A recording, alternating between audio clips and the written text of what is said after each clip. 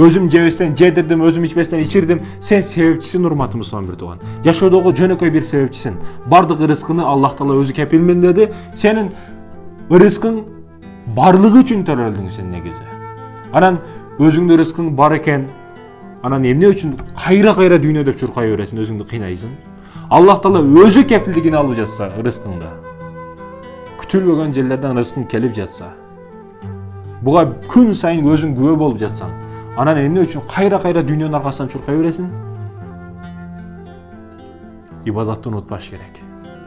Кудайга кулчулукту унутпаш керек. Урматтуу мусулман бир тууганым. Бомуштарга барып дават айтып неме кылсам, бирөөсү айтат: "Мен молдоке, ажыке өзүмдү жалгыз ойлойт элем" дейт. Ар дайым өзүмдү кайгыга салып, өзүм кыйнай берет элем дейт. Бул жашоодо бардык туугандарым кесип кетти менен. Бизнесим бар учурда, машинам, бийлигим, байлыгым бар учурда бардыгы менин чогуу бардыгы бир эле мен менен дейт. Бүгүн байлыгым жок, банкротмун, бомуш болуп кеттим, бүгүн эч ким мен менен калбады дейт. Мен эч ким жок, жалгыз экенмин дүйнөдө.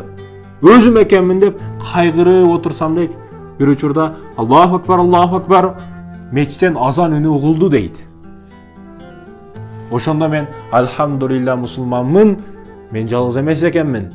Менин сүйөнөрүм, таянарым, дардымдар ар дайым айтсам, эч качан эшигин жаппастан мени кабыл кылып күтүп ала турган Раббым Аллах бар экен деп сүйүндүм, кубандым дейт. Урматтуу мусулман бир тууганым, албетте сен бул дүйнөдө жалгыз эмессиң. Мусулмансыңбы? Китебиң Куран, диним Ислам, Раббым Аллах дегениңден кийин башкасы эч нерсе эмес.